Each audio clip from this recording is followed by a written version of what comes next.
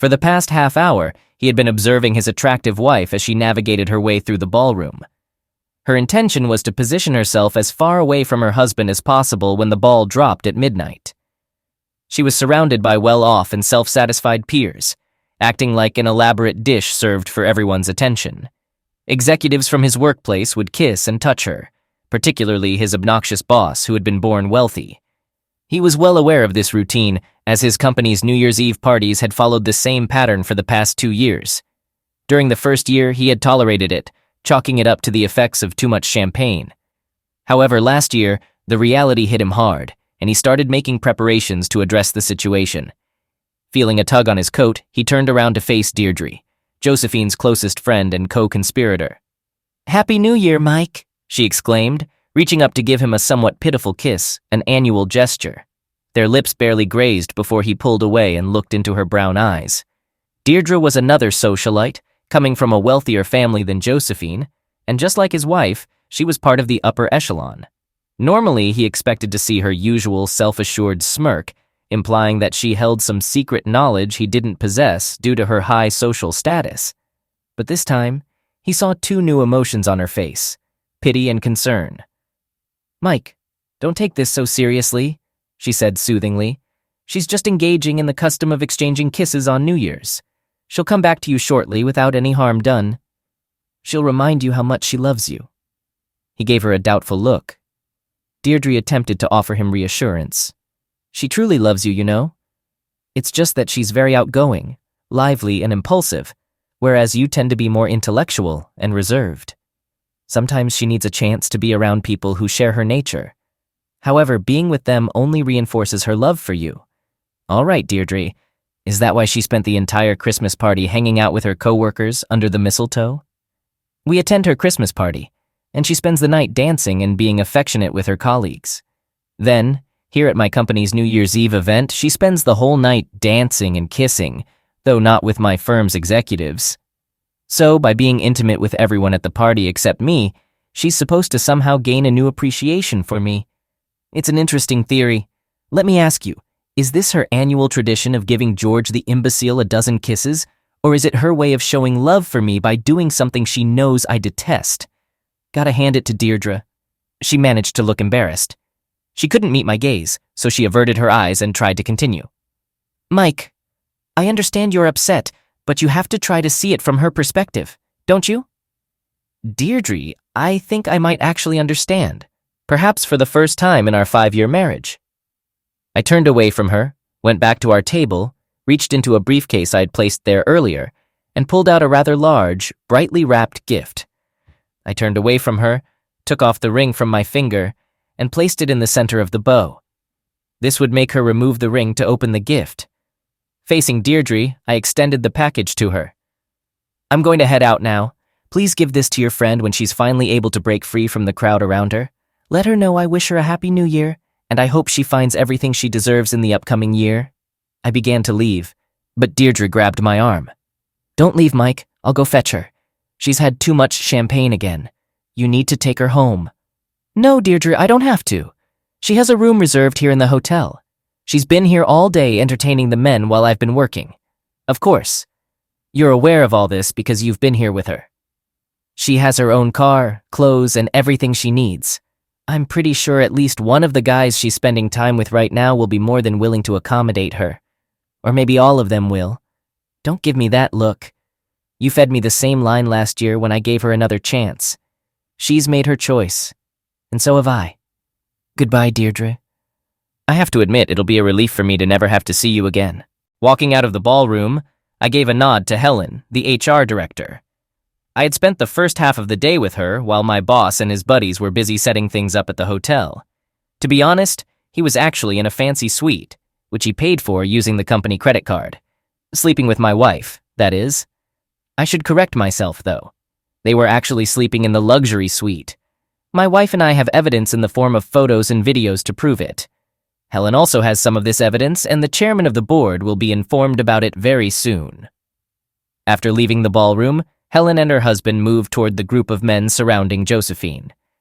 Deirdre was also navigating her way through this group of men, some of whom persisted in attempting to kiss her as part of the tradition. A few men tried to flirt with Helen, but her husband's disapproving expression, a former American soccer forward, seemed to discourage them. Helen made her way through the crowd until she reached CEO George Burke and his companion, who were just ahead of Deirdre. A few feet away from them, she paused with her husband and observed Deirdre's puzzled expression. Then, the sound of Deirdre's name being called out sharply caught Joe's attention, causing her to break away from George's embrace. Upon noticing her friend's surprised look, Deirdre frowned. Helen, on the other hand, smiled. Deirdre held out a beautifully wrapped gift and said something to Joe, who accepted the package. She leaned in closer, appearing to ask Deirdre to repeat what she had just said. "Mike left this for you." "He's gone, Joe," Deirdre told her friend. "He watched you flirt and make out all night, and when you started making out with all those men, he gave me that package and left." Joe grinned. "Oh, you know Mike. He gets all worked up when I don't pay attention to him for a little while. I'll go home, say sorry, give him a good time in bed, and everything will be back to normal. He loves me. Even when he's mad, he leaves me a gift. Let's see what it is." Deirdre tried to interject. "Joe, I don't think it's a present," but Joe was already busy untying the ribbon to open the package. As the ring fell out and hit the floor, there was a pause. Joe looked puzzled and asked, "What's this?" George, who had been watching, bent down, picked up the ring, and extended it toward her with a smirk.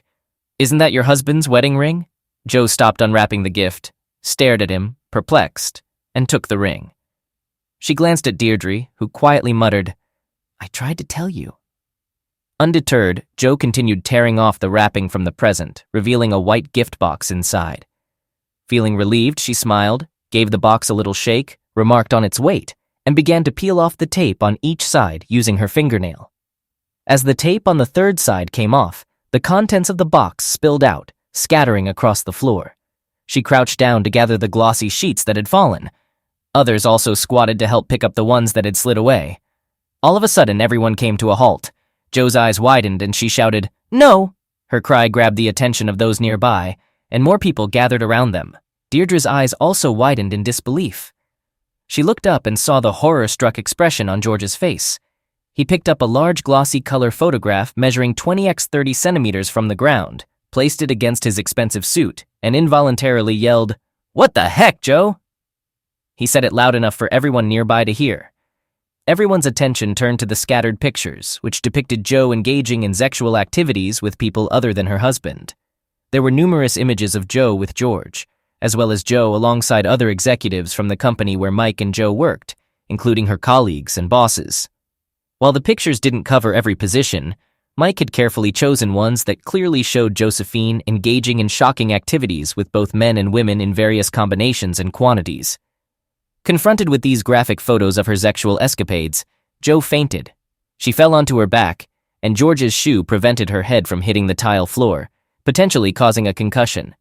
Deirdre knelt down next to her, lifted her head, lightly slapped her face, and urgently shouted, "Joe? Joe, are you okay? Talk to me, Joe." As both women lay on the floor, others began picking up the pictures and examining them. A woman turned and struck her husband with all her might just as he was looking at the picture he held. "You're a cheater," she exclaimed.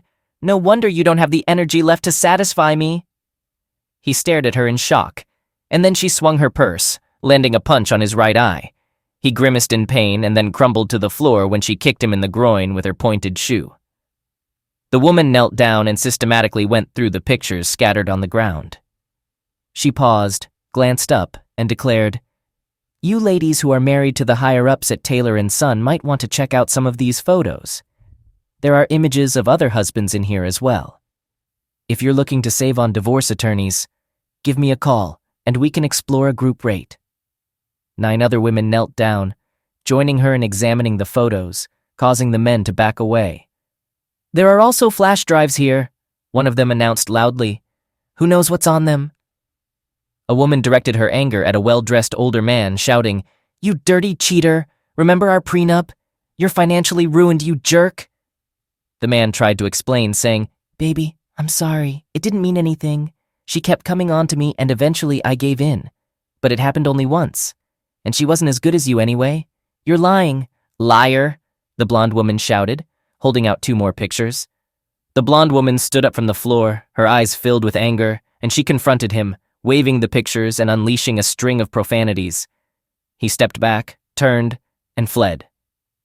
Meanwhile, the other woman sobbed, clutching her chest with one hand and holding a photograph with the other. Her husband, hiding his face in his hands, was also in tears.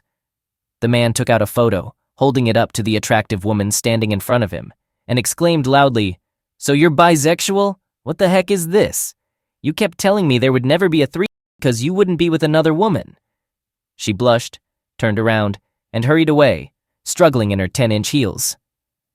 Another woman chose several photos from the pile and began calling out names as she headed toward the center of the ballroom.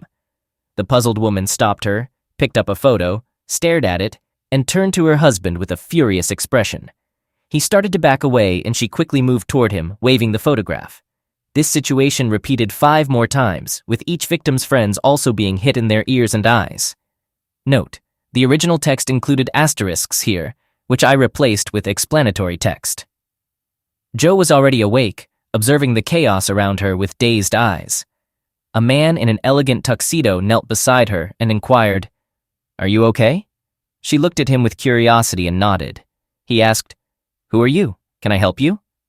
She responded solemnly, "I'm Josephine Lord, but I don't believe anyone can assist me at this point." "Are you Josephine Reynolds Lord?" he asked in disbelief. She nodded and inquired, "Yes, I am. And who are you?" The man handed her the stack of papers he was carrying, took a photo of her with his phone, and loudly declared, "I am the bailiff. You've been served." Josephine Reynolds Lord. These documents, along with the accompanying photos and videos, substantiate the cheating claimed in Michael Morris Lord's divorce petition. He turned toward the gathered crowd. "Ladies and gentlemen, if you haven't had a chance to review the photos, you can simply request a copy of the divorce papers, which are public records accessible online. They list the names of all the individuals Joe W.B. has engaged in sexual activity with over the past year, along with when and where. For a small fee, I can provide a link to Joe QB's website, which comprehensively details her actions since January 1st of the previous year. If you wish to examine this information to determine whether your spouse has been involved in intimate relationships with SHB in threesomes or more, you can contact me via Cheating Spouse Pycomb. For an additional fee, I'll provide a link to our site. I can supply digital copies of the participants' actions. This evidence will prove invaluable in court. I anticipate your response." He bowed deeply and walked away, leaving behind a trail of tears, fear, and panic. He might face consequences for this act in the future, but he was compensated handsomely for it. Plus, being in New York and having his office in New Jersey, where his influential family held sway, offered him a sense of security. Jo still had the divorce papers in her lap, resting in her friend's arms, her mouth open in confusion. She glanced at the faces around her, seeing a mix of hatred, pity, anger, and unease. The usual mixture of admiration, desire, and jealousy that she had experienced throughout her privileged life was conspicuously absent. The full weight of her loss and shame hit her, and she held on to Deirdre tightly, burying her face in her friend's chest, sobbing uncontrollably. George Taylor instructed his subordinates to gather the incriminating pictures and destroy them.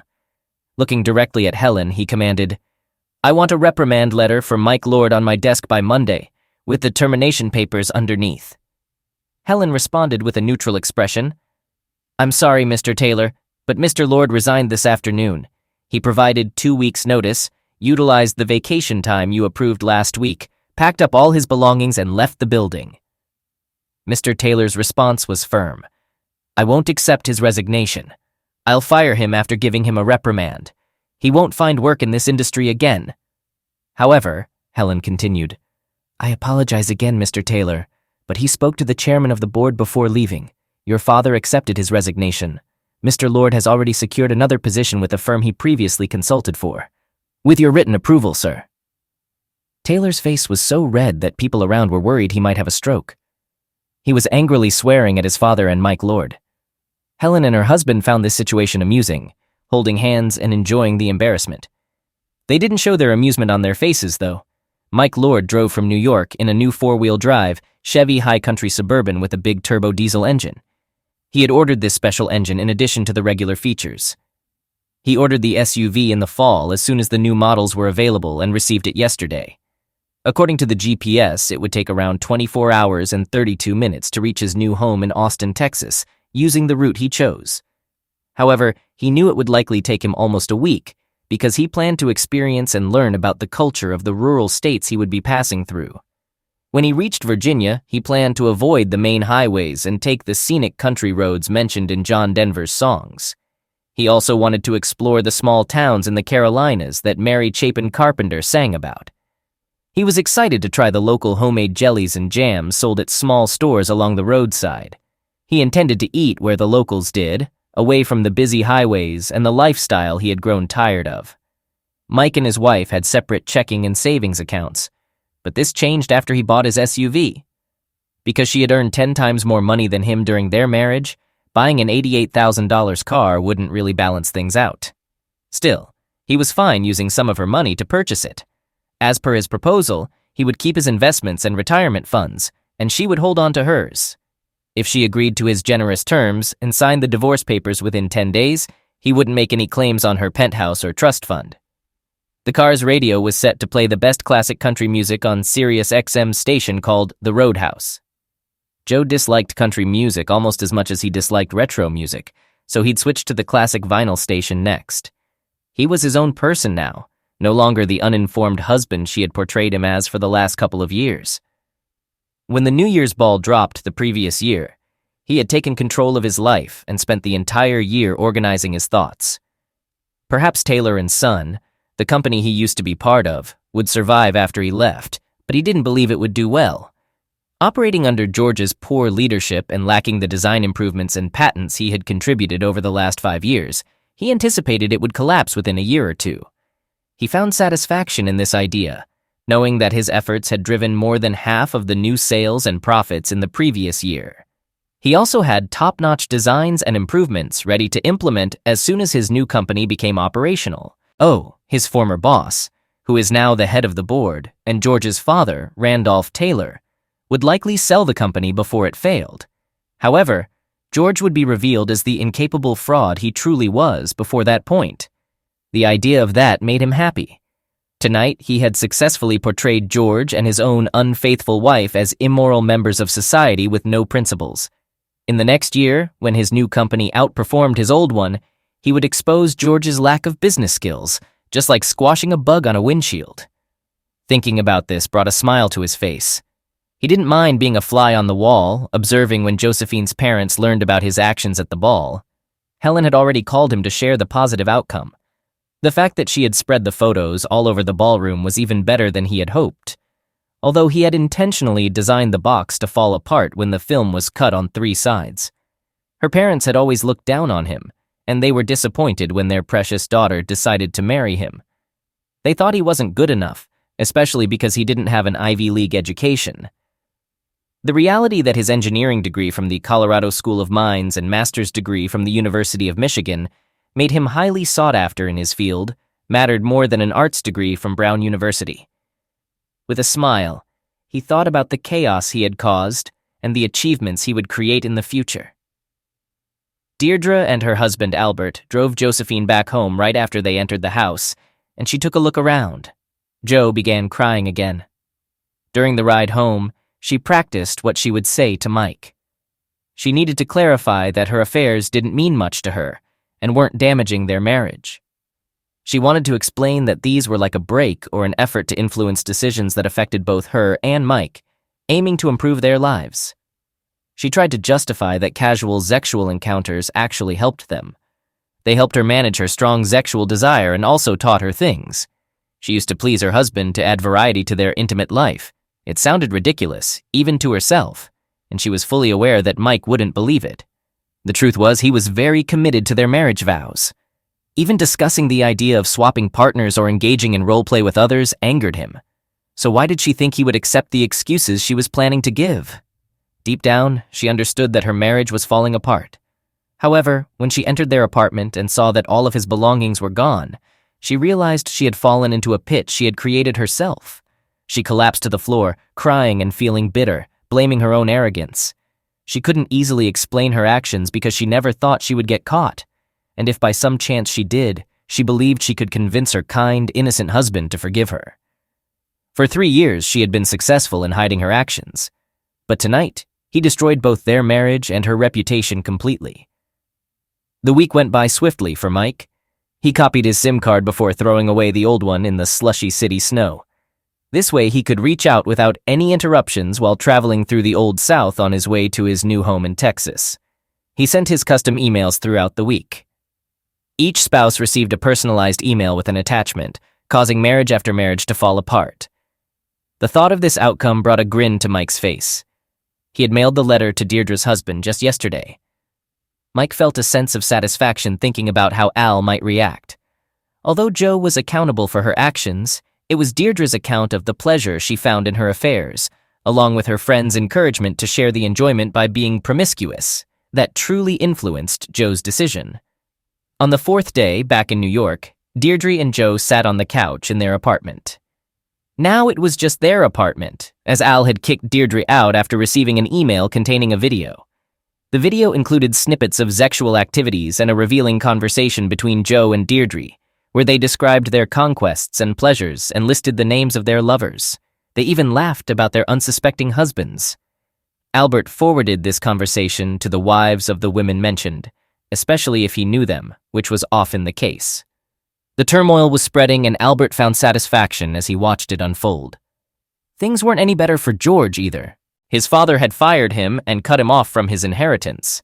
In fact, his father had also fired all the top executives who were responsible for the company's negative reputation due to their actions. His father was now acting as the CEO, while his new vice president of talent development and attraction, Helen, was recruiting skilled executives from around the world. As he drove past, Mike skipped the Martin Luther King Boulevard exit and got ready to make a turn onto Cesar Chavez Street. He drove by the Austin Convention Center and noticed Lady Bird Lake on his left. He crossed Congress Avenue and parked at the exclusive high-rise apartment that his new company had arranged for him. He had paid 6 months' rent in advance for the apartment, which was on the 70th floor, and offered a view of the rainy city. This gave him time to search for the kind of house he had always wanted, complete with trees and a lawn. Once he was settled, he planned to get a dog and start looking for a reliable partner who would enjoy building a life with him and their children. His new business partners had already organized a barbecue event where they would introduce him as recently divorced, ensuring there would be plenty of eligible women there. Meanwhile, in New York City, the ongoing drama continued as exposed spouses implicated others and abusive partners shared information about other abusive partners. Helen kept Mike updated about the situation. He thought about the spreading chaos caused by the fire he had ignited in New York and couldn't help but smile. The more he learned, the more excited he became about his decision to move to Texas. He thought about it with a sense of finality, repeating, "Gone to Texas." My wife is a strong supporter of feminism and places great importance on her independence. This has influenced our married life, making it more like two independent individuals living together rather than a traditional married couple. She devotes a significant amount of her time to her work and personal projects, both at her job and in our home, which creates a dynamic environment. As a result, my role often feels more like that of a roommate rather than a typical spouse. I'm a 35-year-old guy who got married to a software developer 2 years ago. I have a career in accounting, which doesn't demand as much of my time and effort as my wife's job does. She has a strong desire to prove herself and out-earn me, which leads her to continuously take on various projects. After we got married, she began to view household tasks as a test of her pride and started expecting me to handle most of the domestic responsibilities. Due to her work commitments, my wife is often away from home during dinner hours. She prefers either eating at her workplace or getting food delivered online. As a result, we mainly spend time together on weekends. She intentionally keeps her distance from her married cousins and friends who have embraced the roles of homemakers and mothers. She prioritizes her independent lifestyle over that. I've noticed that at social gatherings, she tends to make negative comments about housewives, referring to them as servants in private conversations. I consistently tried to have open conversations with her, encouraging her to avoid making fun of women who chose different paths in life. However, she remained firm in her stance, stating that she couldn't picture herself living without a career, seeing it as a sign of failure. She took a lot of pride in her job and career, and sometimes it came off as arrogance, which often frustrated me. Despite that, I have to admit she treated me well and showed kindness to me almost every day. She'd express her love with gifts and affectionate texts throughout the day, filled with, "I love you," and "I'd miss you." Her caring and consideration towards me were impressive, and I was content with our romantic life. In the bedroom, she took the lead to make sure I was happy. Recently, one of her cousins visited our town, and it was the first time they had seen each other since childhood. So we hosted a dinner to create a warm family gathering. My wife had certain expectations about her cousin, assuming she'd be a stay-at-home mom or someone facing career challenges. But to her surprise, her cousin had become a successful dentist with a stable income. This unexpected news bruised my wife's pride, as she was used to bragging about her own achievements. She couldn't help but feel jealous of anyone who had achieved more success. To try and compete with her accomplished cousin, my wife took on an extra job during the weekends, aiming to achieve greater success and wealth within our family. As a result, we didn't have much time together.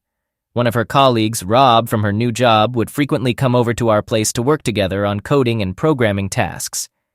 They were actively involved in working on important personal projects, and planned to launch them soon. Since there was a significant age gap between Rob, my wife, and me, I never felt threatened by his presence at our home. Actually, Rob and I would sometimes play some games together during their breaks, and he would even cook delicious meals for us, being in his 20s. Unlike me, Rob wasn't burdened with marriage or a lot of responsibilities. He was fully focused on their project and work.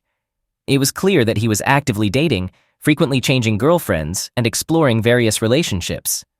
Because of our experience in relationships, my wife and I often found ourselves giving Rob advice in that area. On nights when they had to work late, Rob would stay over in our guest room. My wife made the choice to leave her full-time job to fully commit herself to the significant project she was collaborating on with Rob. They both put their hearts into their work, working extremely hard to make their ambitious project a reality. Being someone who values hard work, I fully supported my wife and Rob in their efforts. My wife had a strict attitude when it came to their work. If Rob ever seemed lazy, she would show her displeasure and make a big deal out of it. She emphasized that this project was her most important accomplishment, and she wouldn't tolerate any mistakes or shortcuts in how it was done. To keep things peaceful and prevent Rob from getting scared or leaving, I often found myself trying to mediate between my wife and him during their arguments. Knowing that my wife had a tendency to get angry, I made an effort to take Rob's side in order to calm her down. I needed to make sure their collaboration continued smoothly, especially when we were with our friends and family. My wife took a lot of pride in her new projects and loved to show off about them, proudly talking about her achievements to others. But, because of her excessive pride and arrogance, our old friends and family slowly stopped inviting us to events and get-togethers in response to this behavior. Rob stepped up and organized small picnics and even treated us to concert tickets, giving us chances to relax and take a break from our demanding work schedules. Our social circle got smaller, including just me, my wife, Rob, and whichever woman Rob was dating at the time. Despite having fewer people around, we found happiness in each other's company. My wife always had this ongoing need to compete with Rob's girlfriends. She was convinced that her unique blend of beauty and intelligence made her better than them. She always took every chance to show off her qualities. Sometimes, I would get really frustrated with my wife's self-centered behavior. During a big argument between us, Rob was the one who stepped in to calm things down and mend our relationship. He played a role in trying to make peace between us and bring back harmony. Over time, Rob had become like a younger brother to me, and I had complete trust in him. I even offered him the option to move in with us, but he declined politely, understanding that we needed some space. He was already spending most days and nights at our place. My wife and Rob were working hard on a project that was almost done, and their efforts were starting to pay off. They worked tirelessly on their laptops, coding and programming day and night, taking on more work as the pressure increased. My wife's irritability grew worse. She often directed her frustration at Rob, yelling and letting out her anger on him. Surprisingly, she never once complained to me about her workload. On the other hand, Rob had to deal with her bad moods and manage his own substantial workload at the same time. Seeing this, I couldn't help but feel sorry for him as he navigated through the challenges of the project while dealing with my wife's unpredictable temper. One evening, I ended up going to my company's annual dinner by myself since my wife was busy with work while I was getting ready for the event. Rob, who was also busy with their project, kept making comments about my tie choices. After a while, I settled on a red tie and said my goodbyes. When I got to the dinner venue before our boss, I couldn't help but see that everyone else was wearing blue or gray ties. It was quite different from my red one. To my surprise, they told me that the tie color was actually part of a planned theme, and they had talked about it in a WhatsApp group that I didn't catch. As I looked at my red tie, wondering if I should change it, I started to feel bored. The event hadn't started yet, and there was still some time before dinner, so I spontaneously decided to go back home and switch my tie. I was curious about Rob's reaction and wanted to playfully interact with him. I thought it would be fun to surprise him with a different tie when I got back. As I unlocked the door and walked into the house, I was surprised to find that the room where Rob and my wife had been working was empty. They were nowhere in sight. I suspected that Rob and my wife might have argued, leading him to leave and her going to our bedroom. With this thought, I went into our bedroom to change my tie. But what I walked in on completely shocked me. I was utterly dismayed to find Rob and my wife in a highly intimate situation on our own bed, without any clothes on. What I saw was way beyond anything I could have imagined, and it was deeply disturbing and disgusting to witness. Both Rob and my wife were taken by surprise and filled with horror when they saw me unexpectedly entering the house. They had wrongly assumed that I would be gone for several more hours and took advantage of that. A mix of anger and despair surged through me, making my temples throb with the rush of blood. I ignored them and quickly headed toward the room where they used to work together. My intentions were hidden in a cloud of intense emotions. Fueled by anger, I swiftly found their laptops before they could react and forcefully threw them against the wall. The laptops, which held years of their hard work, broke into pieces on impact. Then, I deliberately chose to take the broken laptops outside, making sure they couldn't be salvaged or fixed. Thankfully, their USB drives were connected to the laptops at the time, so they had no way to recover or store their important data in their state of desperation. They begged me to stop, their uncontrollable sobs showing how devastated they were by their lost efforts.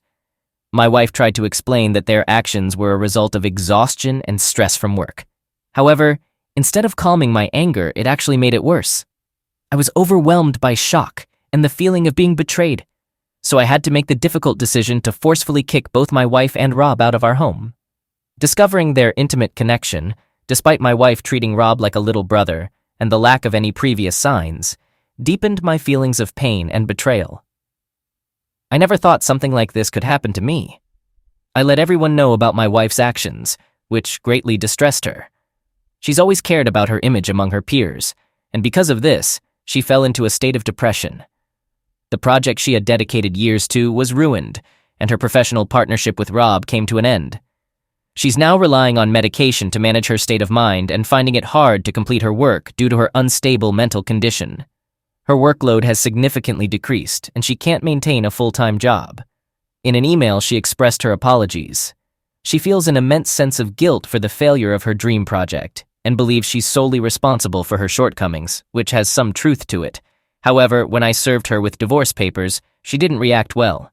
Struggling to come to terms with the situation, she finds it very tough to handle failure in her career, marriage, and other parts of her life. This makes it difficult for her to keep going. The setbacks she's faced have taken away her pride. Some might argue that the danger of pride is its potential to lead to one's downfall if arrogance persists. It can make it hard to connect with a higher power or grasp the essence of spirituality. When someone is consumed by pride, they tend to adopt a condescending attitude toward others, which hinders their ability to see beyond their own point of view. As for my decision to divorce and move forward, I found comfort in that choice.